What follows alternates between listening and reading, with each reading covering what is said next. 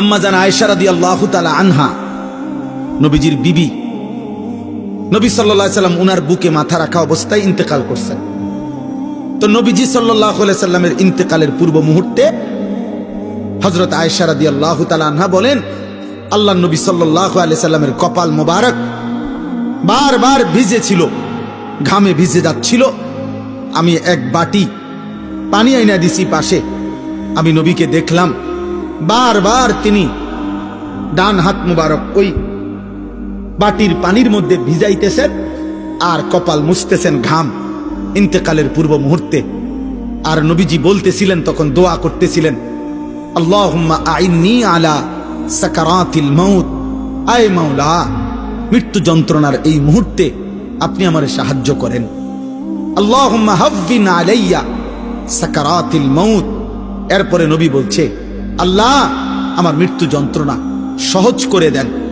এরপরে নবী বলছে, লা ইলাহা ইল্লাল্লাহ, আয় মাওলা, আপনি ছাড়া আর কোনো ইলাহা নাই। এরপরে বলছে, ইন্না লিল মাউতে সাকারাত, মাওলা, মৃত্যুর বড় যন্ত্রণা। আমি বুঝতেছিলাম, আমার মনে হয় তিনি তো মাসুম নবী, তিনি তো নিষ্পাপ নবী, তিনি তো মাহবুব আল্লাহ তাআলার। তো তিনি যেন বলতেছেন, আল্লাহ মৃত্যুর বড় যন্ত্রণা, তার মানে তিনি বলতেছেন, মাওলা আমার কাছে যদি মৃত্যুর যন্ত্রণা এমন মনে হয়, হায় মাওলা, আমার গুনাহগার উম্মতের কি হবে তাইলে? আমার নাফরমান উম্মতের মৃত্যু যন্ত্রণা তাইলে কি হবে? এরপরে 5 নাম্বার শব্দ হলো, নবী এরপরে বলতেছিলেন, বালির রফিক আল আলা, এই মুমিনের মৃত্যু যন্ত্রণা হলেই বালির রফিক আল আলা।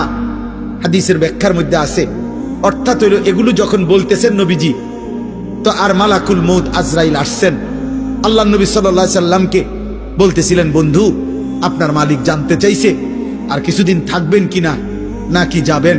আল্লাহর নবী বারবার বলতেছিলেন, বাল আর রফিক আল আলা, না না মালাকুল মউত আজরাইল, আমি বরং আমার বন্ধুর সান্নিধ্যই চাই, আমি আমার পরম বন্ধুর কাছেই যেতে চাই। এই কথাটাই তাফসিরে আছে, হাদিসের ব্যাখ্যার মধ্যে আছে। কোন ইমানদার, কোন মুমিন, কোন মুত্তাকিরও মৃত্যু যন্ত্রণা হয়, মৃত্যুর যন্ত্রণা যেটা এটা হয়, উনার কষ্ট যেটা এটা হয়, কিন্তু মুমিনের মৃত্যু যন্ত্রণা শুরু হলে তার দিল খুশিতে আনন্দে উৎফুল্ল হয় যে হায় আমার বন্ধুর মুলাকাতের সময় হয়ে গেছে। গত 60 বছর আমি যে বন্ধুর জন্য সেজদা দিছি 5 ওয়াক্ত, গত 60 বছর, 40 বছর, 50 বছর যে মালিকরে আমি ডাকছি দিবানিশি, কখনো সুবহানাল্লাহ, কখনো আলহামদুলিল্লাহ, কখনো ডাকছি আল্লাহু আকবার, কখনো ডাকছি লা ইলাহা ইল্লাল্লাহ, কখনো ডাকছি আস্তাগফিরুল্লাহ। এভাবে বারবার সকালে, দুপুরে, সন্ধ্যায়, বিকালে, দাঁড়িয়ে, বসে, শুয়ে, হাঁটতে, চলতে, উঠতে, বসতে যেই বন্ধুকে ডেকেছি, মৃত্যুর যন্ত্রণা শুরু হলেই মোমেন বলতে থাকে, এবার বুঝি আমার বন্ধুর মোলাকাতের সময় হয়ে গেছে। সুবহান আল মাউতু জিসরুন অথবা জাসরুন ইউসিলুল হাবিব ইলাল হাবিব, কিতাবের মধ্যে আছে, ইমাম কুরতুবী রাহমাতুল্লাহ আলাইহির কিতাব আত-তাযকিরা, ওই কিতাবে আছে, মৃত্যু হলো একটা ফুলের মতো, মুমিনের মৃত্যু একটা ব্রিজের মতো, মুমিনের মৃত্যু একটা সাঁকো পুলের মতো, যে পুলের এই পারে এক বন্ধু, এই বন্ধুর নাম হলো মুমিন, আর ওই পারে আরেকটা বন্ধু, ওই বন্ধুর নাম আল্লাহ।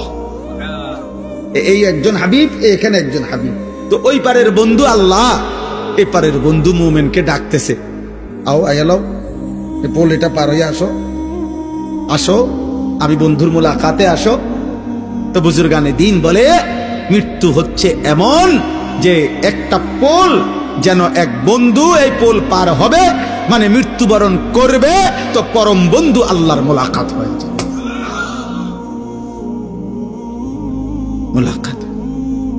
তাইলে কথাটা বুঝেন, মৃত্যুর যন্ত্রণা মুমিনের হবে কিনা? কথা বলে না, ভীষণ যন্ত্রণা, ভীষণ যন্ত্রণা।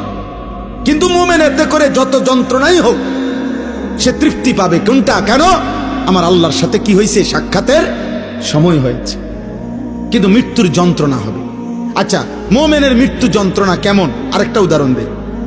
রাসূলুল্লাহ সাল্লাল্লাহু আলাইহি সাল্লামের বিখ্যাত একজন সাহাবী হযরত আমর ইবনুল আস রাদিয়াল্লাহু তাআলা আনহু। আমর ইবনুল আস, আমার কাছে আমার গাড়িতে একটা কিতাবে আছে, এই কিতাবের নামই হলো ওয়াজাআত সাকরাতুল মাউত বিল হক। আমি এটা পড়ি আর কি, আরবি কিতাব। ওইখানে আছে আরব দেশের একজন বড় আলেম, মাশহুর বর্তমান সময়ের একজন বিখ্যাত ব্যক্তি ডক্টর আয়েস আল কারনি, ওনার লিখিত কিতাব। তো উনি লিখছেন সেখানে নবীজির একজন বিখ্যাত সাহাবী আমর ইবনুল আস রাদিয়াল্লাহু তাআলা, অনেক প্রসিদ্ধ সাহাবীদের একজন। এই সাহাবীর মৃত্যুর সময়, ওনার যখন সাকরাতুল মউত শুরু হয়েছে, মৃত্যু যন্ত্রণা, তখন ওনার ছেলে আব্দুল্লাহ, উনিও সাহাবী। এই সাহাবীর ছেলেও, আমি বললাম আপনারা এই এখনো দুই একজন মোবাইল ধরে রাখছেন, মানে বুঝতে চাচ্ছেন না। আপনি শুনেন, আপনি শুনেন। তো আব্দুল্লাহ রাসূলুল্লাহ সাল্লাল্লাহু আলাইহি সাল্লামের সাহাবী আমর ইবনুল আসের ছেলে আব্দুল্লাহ, উনিও সাহাবী, মানে বাপ ফুত দুইজনেই কি সাহাবী। তো এই ছেলে আব্দুল্লাহ ওনার আব্বা আমর ইবনে আসকে জিজ্ঞেস করতেছে মৃত্যুর পূর্ব মুহূর্তে, আব্বা বলেন তো এই মুহূর্তে আপনার সাকরাতুল মউত, মৃত্যু যন্ত্রণা কেমন মনে হচ্ছে? কিতাবে লিখছে সাহাবী কি কয় শুনেন। উনি ইমানদার, উনি সাহাবী, নবীজির কলিজার টুকরাদের একজন। উনি বলতেছে, ইয়া বুনাইয়া, হে আমার প্রিয় সন্তান, কাআন্না জিবালাদ দুনিয়া আলা সাদরি ফুত, সন্তান আমার মনে হচ্ছে পৃথিবীর সবগুলো পাহাড় আমার বুকের উপরে চাপ দিয়ে রাখছে। এক মুমিন বলতেছে, এক সাহাবী বলতেছে, কাআন্না জিবালাদ দুনিয়া আলা সাদরি, যেন পৃথিবীর সবগুলো পাহাড় আমার বুকের চাপ দিয়ে রাখছে রে। এরপরে আরেকটু আছে, উনি বলছে ওয়া কাআন্নী আতানাফাসু মিন সাকবিল ইবরা, আমার মনে হচ্ছে ফুত সন্তান আমি যেন এই বুকে পাহাড় চাপা অবস্থায় সুইয়ের ছিদ্র দিয়া নিঃশ্বাস নিতেছি, ছিদ্র দিয়ে আমি যেন একটু একটু নিঃশ্বাস নিচ্ছি। প্রিয় বন্ধু, প্রিয় নওজোয়ান, আমার বাপ বলেন তো, একজন ইমানদার, একজন সাহাবীর মৃত্যুর যন্ত্রণার হালাত যদি এমন মনে হয়, আজকে 30 বছর যে সুদ খায়, এবার কি তো হবে? আজকে 60 বছর বয়স, এখনো যিনি বিড়ি সিগারেট খায়, ওনার কি হবে? আজকে 60 বছর ধরে কথায় কথায় যে গালিগালাজ ছাড়া কথা বলতে পারে না, ওনার কি হবে? আজকে 60 বছর ধরে যিনি চা দোকানে বসে বসে এখনো বুড়া হয়ে গেছে, এখনো রঙিন টেলিভিশনে নাটক সিনেমা দেখে, ওনার কি হবে? যে মহিলা আজকে 20 বছর ধরে 30 বছর ধরে বেপর্দা, আমার ওই মায়ের কি হবে? যে বোন আমার পরের ছেলের সাথে হারাম সম্পর্ক, অবৈধ সম্পর্ক করে, আমার সেই বোনের কি হবে? আমার যুবক, তুমি যে গত 365 দিনে এক বছরে কোনো দিন ফজরের নামাজ পড়লা না, তোমার কি হবে দোস্ত? হ্যাঁ, এই সময়ে যদি তোমার মৃত্যুর যন্ত্রণা শুরু হয়, হালাত কি হবে? বলো ভাইয়া, বলো ভাই। এরকম কয়টা উদাহরণ শুনবা? হযরত নূহ আলাইহিস সালাম 950 বছর যিনি দুনিয়ার হায়াত পাইছেন, ওই কিতাবে লিখছে ওনার যখন মৃত্যুর যন্ত্রণা শুরু হয়েছে, ওনাকে জিজ্ঞেস করছে, হে নবী নূহ, গত 950 বছর পৃথিবীতে ছিলেন, আপনার কাছে কেমন লাগছে? কতটুকু সময় ছিলেন দুনিয়ায়? 950 বছর কি মামুলি কথা? নূহ আলাইহিস সালাম কি বলছে জানেন? নূহ আলাইহিস সালাম বলছে, শোনো, আমার মনে হচ্ছে একজন লোকের একটা ছোট্ট ঘর, একটা ছোট ঘর, যে ঘরের এদিক দিয়ে একটা দরজা, এন্দিয়া ঢুকে এন্দিয়া বাইর হয় আরেকটা দরজা দিয়ে। উনি বলেন এই দরজা দিয়ে ঢুকে এই দরজা দিয়ে বাইর হইয়া মাঝখানে ঘরের এই জায়গাটুকু পার হইতে যে কদ্দুর সময়, উনি বলেন আল্লাহর কসম, মৃত্যু যন্ত্রণার এই মুহূর্তে গত 950 বছর আমার কাছে এমন মনে হয়।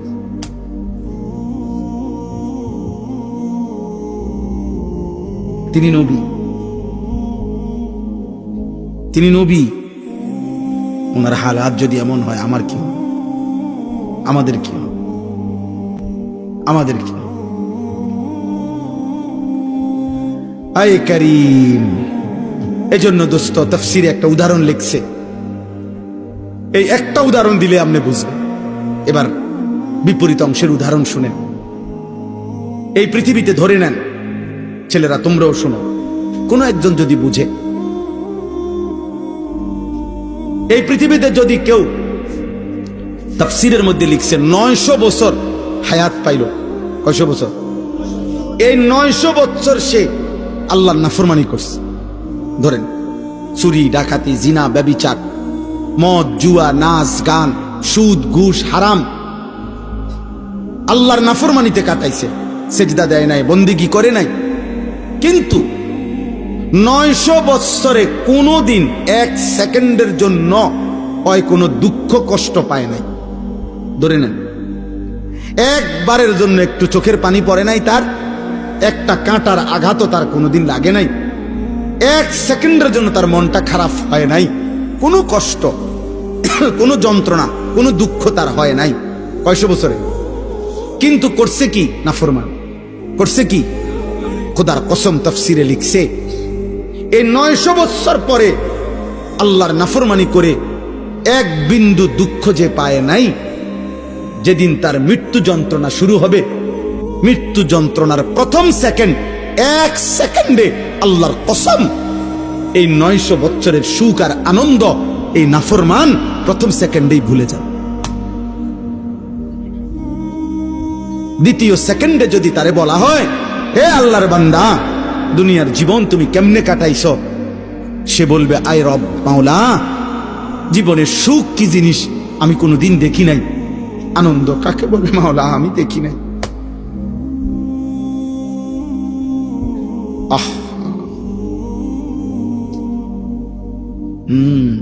কবরের আযাব, আরো পরে তো বাপ আজরাইলের জান কবজের কষ্ট,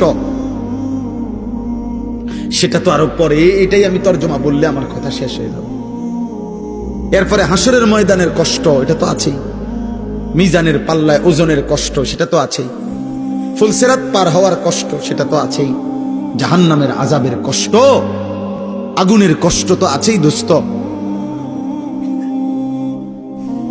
তাফসীরের মধ্যে আছে, ওই কিতাবের মধ্যে আছে, ইমাম কুরতুবীর কিতাব। ইব্রাহিম আলাইহিস সালাম আল্লাহকে, আরে আজরাইলকে একদিন বলছিলেন, আজরাইল, নাফরমান পাপীর জান তুমি কেমনে কবজ করো, তোমার আকৃতি চেহারাটা তখন কেমন হয়, আমার একটাবার দেখাও।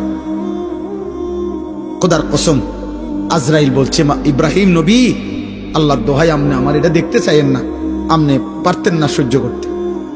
ইব্রাহিম আলাইহিস সালাম বললেন, না আমি দেখবই, তুমি আমারে দেখাও। তো হযরত ইব্রাহিম আলাইহিস সালামকে মালাকুল মউত আজরাইল বলল, হে নবী ইব্রাহিম, আমারে 30 সেকেন্ড সময় দেন, 1 মিনিট সময় দেন, আমি আপনার থেকে একটু আড়াল হব। আচ্ছা ঠিক আছে। একটু আড়াল হইয়াই 1 মিনিট বা 30 সেকেন্ড পরে আজরাইল আবার ফিরে আসছে ইব্রাহিম নবীর সামনে। আল্লাহর কসম, ওই নাফরমানের জন্য আজরাইলের যে আকৃতি আগুনে ভরা, সারা দেহ জাহান্নামের আগুন ধাউ ধাউ করে জ্বলতেছে, ওই চেহারা নিয়ে আজরাইল যখন ইব্রাহিম নবীর কাছে এসে দাঁড়াইছে, একটা চিৎকার দিয়া ইব্রাহিম নবী বেহুশ হয়ে গেছে। লম্বা সময় পরে যখন হুঁশ আসছে আজরাইলকে স্বাভাবিক সুরতে, তখন ইব্রাহিম নবী দেখে বলছে, মালাকুল মউত আজরাইল, কবরের কষ্ট, জাহান্নামের কষ্ট, হাসরের ময়দানের কষ্ট কোন নাফরমান পাপীর জন্য লাগবে না। তোমার এই বিভৎস আকৃতি দেখলে, তোমার এই বিভৎস চেহারা দেখলেই জান কবজের সময় কোন নাফরমানের 70 বছরের পাপের যন্ত্রণার জন্য এটাই যথেষ্ট, আর লাগবে না, আর লাগবে না।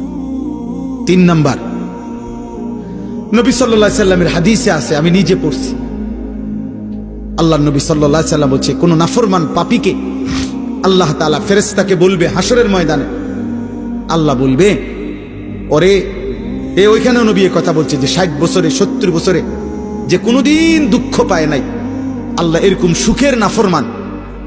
ফেরেশতাকে বলবে, ওরে জাহান্নামের বাহিরটা একটাবার শুধু চারদিকে ঘুরাইয়া আনো, আর জাহান্নামের দরজা বরাবর বাহিরে তারে 1 মিনিটের জন্য 30 সেকেন্ডের জন্য দাঁড় করাইবা, এরপরে নিয়ে আসবা আমার কাছে।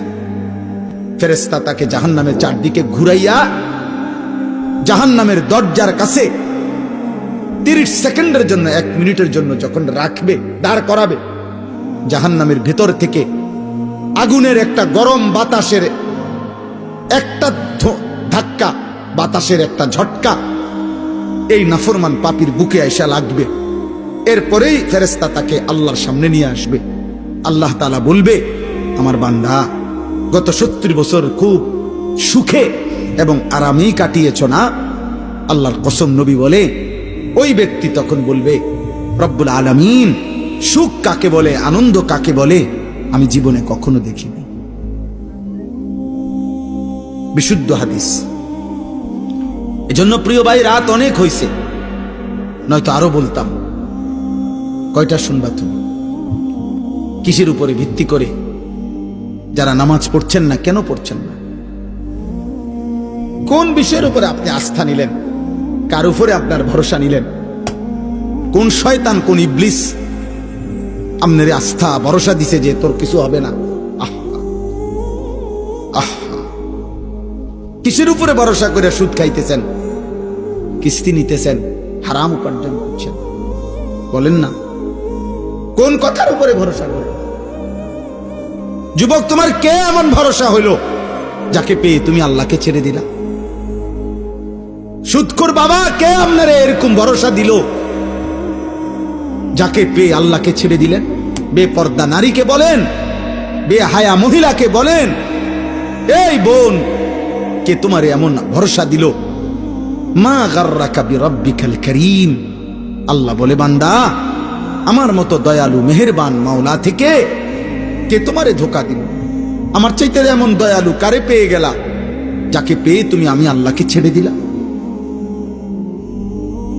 ছেড়ে দিলা। অতএব বাপ, এবার এই তর্জমাটুকু শুনেন দোস্ত, আমিও আপনিও। ওই যে বললাম, স্বীকার করেন আর নাই করেন, খেয়াল করেন আর ভুলে যান, মৃত্যু আসবে। আসবে তো? কথা বলে না? মনে থাকলেও আসবে, মনে না থাকলেও আসবে তো? 3 বেলা ঠিক মতো খানা খাইলেও মরবেন তো? কথা বলে না? রাজপ্রাসাদের লোকটা মরবে তো? পৃথিবীর সবচেয়ে ক্ষমতাধর লোকটা মরবে তো? পৃথিবীর সবচেয়ে বড় নেতৃত্বের অধিকারী ব্যক্তি মরবে তো? এবার আসেন এই তর্জমাটুকু বলি। তর্জমাটার মূল বক্তব্য হলো, মক্কার কুরাইশ কাফেররা প্রতিনিয়ত আল্লাহর নবীকে বিদ্রুপ করত আর বলতো, মুহাম্মদ, এই যে তুমি বলতেছ আমরা মরে যাব, মরে গেলে আমাদেরকে কবর থেকে আবার হাসর হবে, মিজান হবে, ফুলসেরাত হবে, কবর থেকে আমাদেরকে আবার উঠাবে, কি কই ডিবুজি কথা, ডিবুজি কথা। 500 বছর আগের, 300 বছর আগের মাটিতে কারে কোনখানে দাফন করছে, কোন মাটি উইরা কোনান থেকে কই গেছে, কার হাড্ডি গোস্ত মিশা, এখানকার মাটি হয়তো গেছে কোন দেশে, কোন দেশের মাটি আইয়া পড়ছে কোনখানে, কোথাকার বালু কোথায় উড়ে গেছে, কই থেকে খারে পাইব, কি কই। মক্কার কাফের বেঈমানরা এটা বলতো।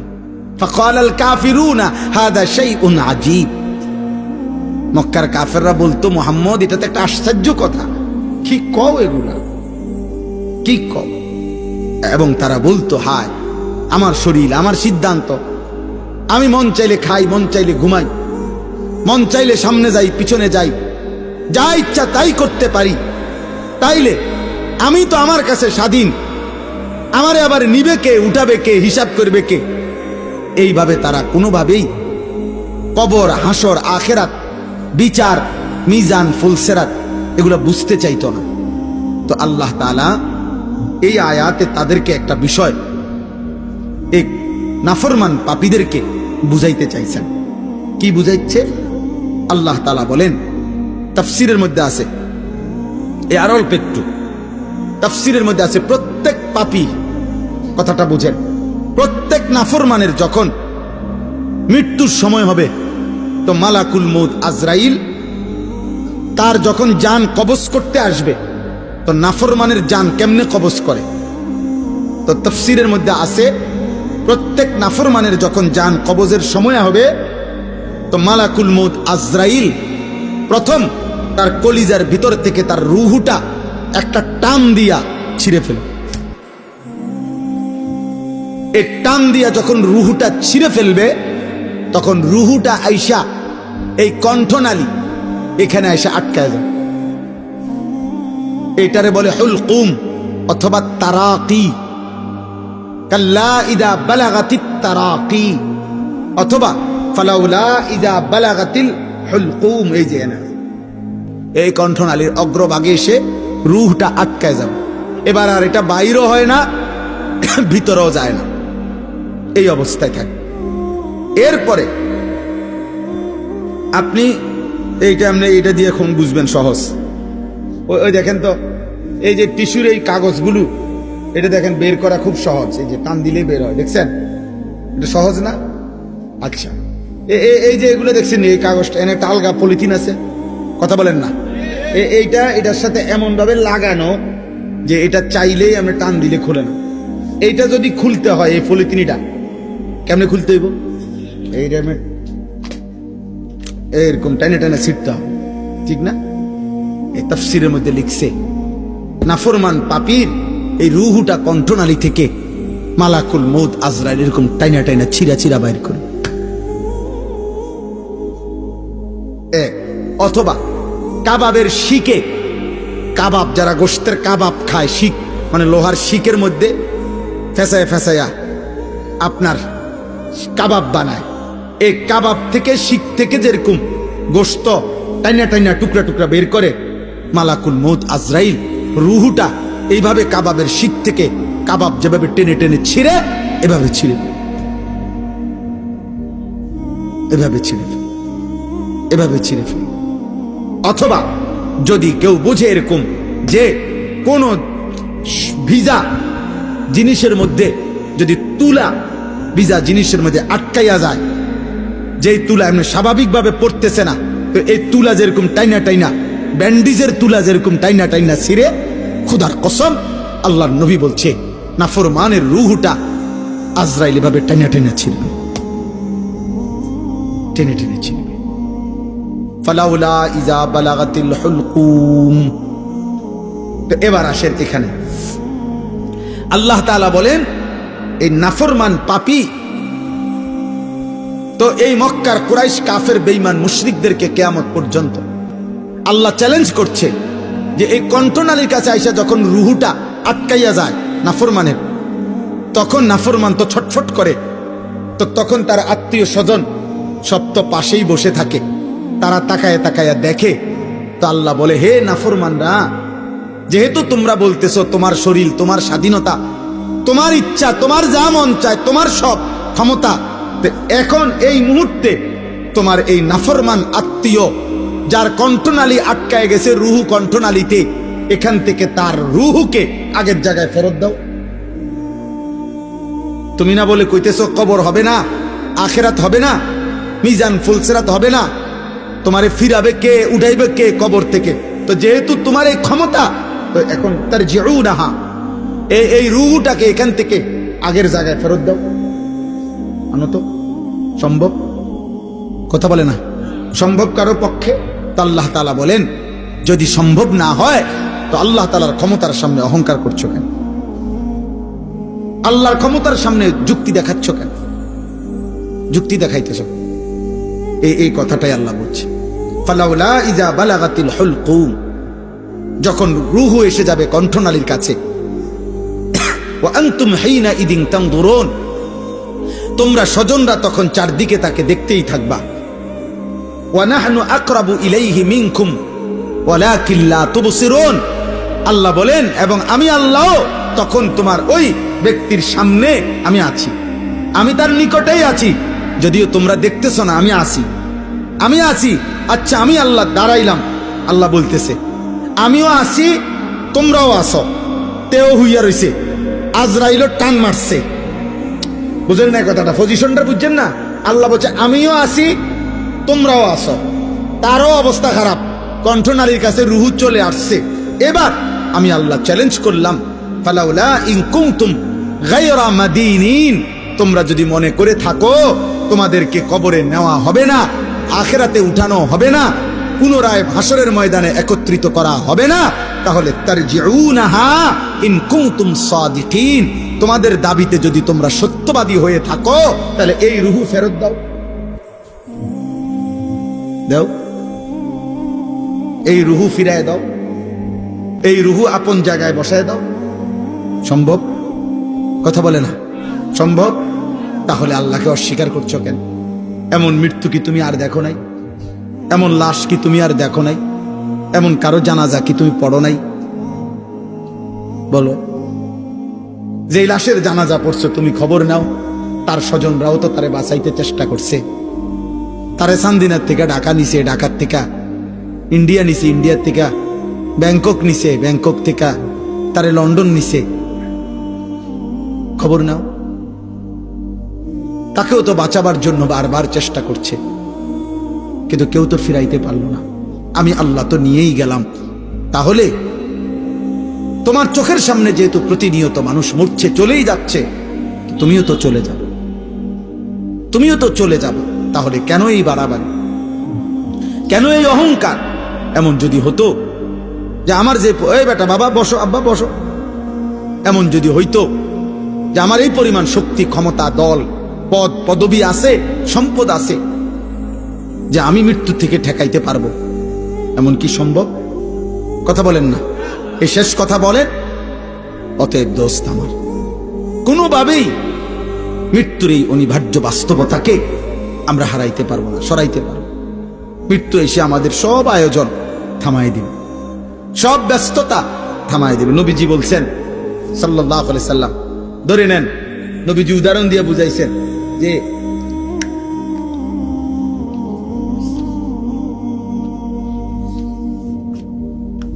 এরকম আগ দিয়া বুঝাইছেন নবীজি যে এখানে দাঁড়িয়ে আছে মানুষ, এই পর্যন্ত এখানে তার বহু স্বপ্ন, আশা, আকাঙ্ক্ষা, আর এই মাঝখানে তার মৃত্যু। অর্থাৎ সে এখানে দাঁড়িয়ে এই পর্যন্ত পৌঁছার স্বপ্ন দেখতেছে, কিন্তু মাঝখানের এই মৃত্যু আইসা তারে কবরে নিয়ে গেছে।